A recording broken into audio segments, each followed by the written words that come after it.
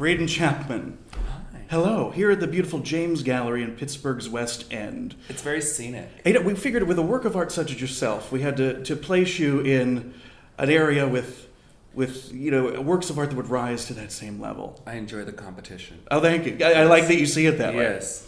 You will be starring in Pittsburgh Musical Theater's production of Hedwig and the Angry Inch as Hedwig. Yes. This is a huge undertaking. Not the first time for you, though. No, this is my sixth production of doing Hedwig. And I just learned when we got together here before we started filming that you auditioned for it, just like everybody else. Yeah, I saw the audition notice and I submitted myself. I loved the show. I love doing the show. I have done it before, and I know it can be very exhausting and it can take a lot out of you. So I was happy to put myself forward to submit myself and auditioned, and here I am. Your career up until this point has been pretty incredible, and I am so thrilled and excited for everything that's going on with you. I think most people know you as your drag persona, Mimi Imfurst. They do. From RuPaul's Drag Race fame. Yes. Season 3, correct? Season 3 and All Stars Season 1. That's right. How did that experience change your life, being on that program? Well, it's kind of incredible how RuPaul's Drag Race has transformed drag, period, point blank, across the board.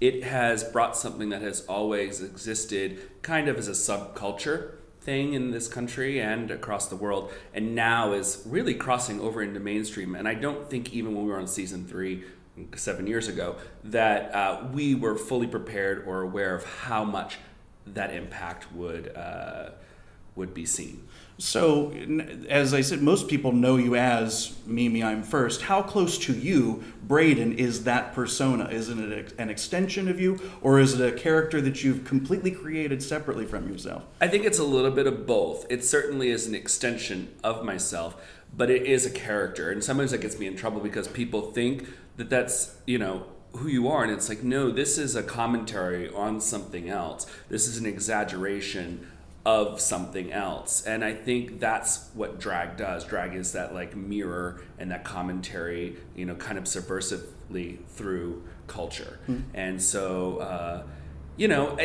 drag is fascinating because you can kind of really get away with a lot of things and really tell different types of stories and tell different types of jokes and create different types of art because it breaks society's fundamental rule of is it a boy or a girl. And when you are throwing that out the window, everything else is fair game.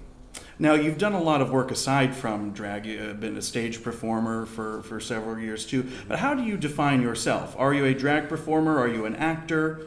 An artist? Well, drag pays the bills. Drag allows me to be able to do projects in theater that I love.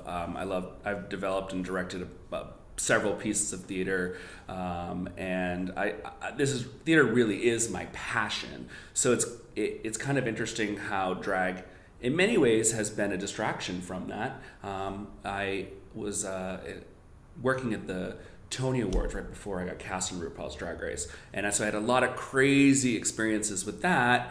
And drag I decided to kind of take a back seat and explore the drag career for a while. And it just blew up. And so I finally feel like now I'm really starting to get back into what I really love. I imagine that it's that platform of the RuPaul program really kind of connected you with a fan base. What are your fans like? Well, it's very fascinating because the fans of RuPaul's Drag Race, who are incredibly enthusiastic, a lot of them are women. A lot of 14-year-olds, like kids, are watching this show. It's like kind of crazy, and I think it's really interesting, and it's going to be interesting to see how the subversive counterculture history of drag connects with that more mainstream audience. That's a little more traditional, a little more conservative, and I think sometimes there's some clash. But it's really fascinating to watch that world get acclimated with this world, if that makes any sense. Oh, I get it. And I think it's a stroke of genius having you in this production, Hedwig and the Angry Inch. And the title character of this, Hedwig, would you describe her as a drag queen or as a transsexual? How do we describe Hedwig? Well, I describe Hedwig as the other. Hedwig is a character who is a transsexual but is not necessarily transgender. The character's sex change was a means to get out of communist Berlin at the height of the Berlin Wall. And it's never truly defined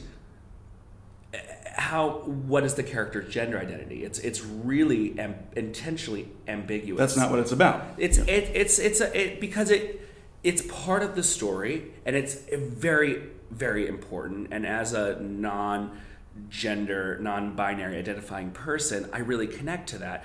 But the ambiguousness, I describe it as the ambiguousness is the mirror for our lives. It's that because Hedwig is the other, it can be kind of a commentary on search for wholeness and search for truly loving, identifying with who you are as a whole person. That's poetic.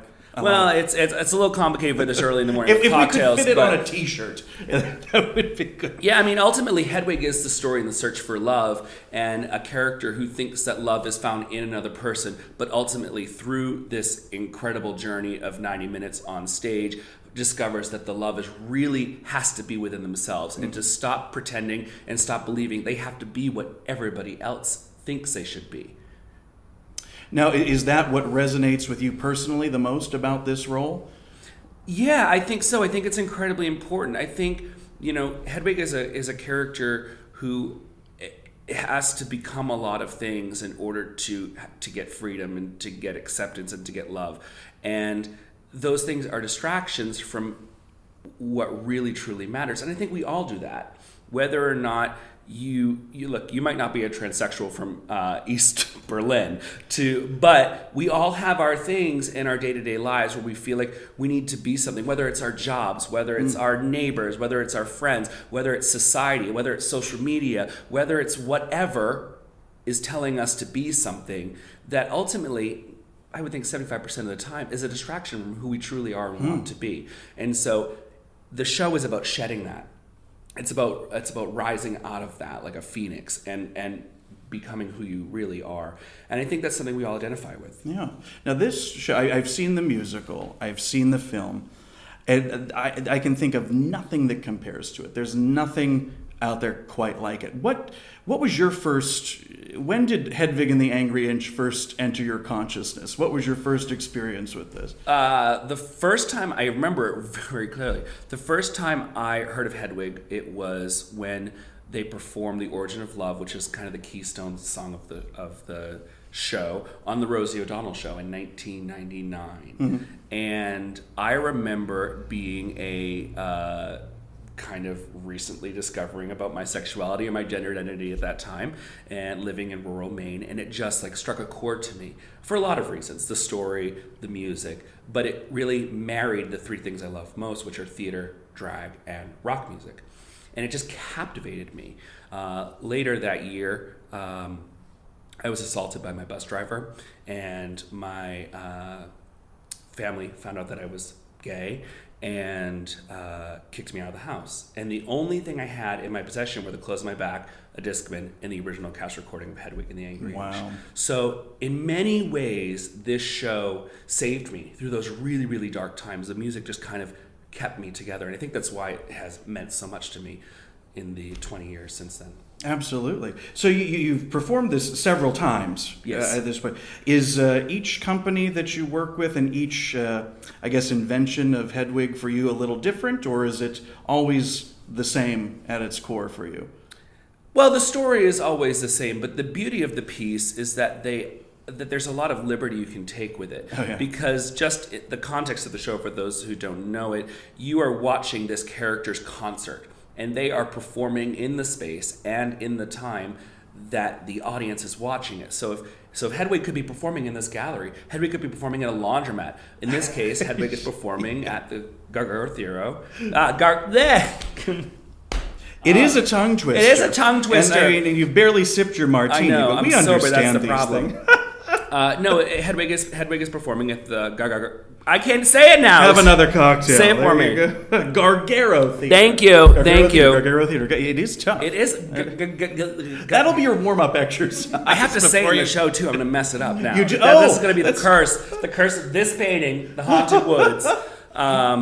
No, but Hedwig is performing in that space and time. So every time you do the show, she's commenting on the world around her, and she's presented in the world around her. So I've done productions where it's very cookie cutter and clean to the original. I've done productions that are very deconstructed and torn apart. And so it's really fun to be able to take some liberty with this and really kind of start to explore it. And the promotional imagery is great. And is this you in the That is photo? indeed me. Gorgeous. Thank you. It was shot in my living room. Really? Yes, the wonders you can do with some fog machine and some good lighting. And a great living room. I mean, Yes. My goodness. So this is one of the outfits you'll be wearing in the show? That is not an outfit I'll be wearing in the Representative. show. It is representative. We want you to actually come and see it. But the costumes are absolutely fantastic My gosh, yeah. for this production. They're really wild. There's like a lot of fantasy. And there's a lot of kind of like deconstructed punk elements to them as well.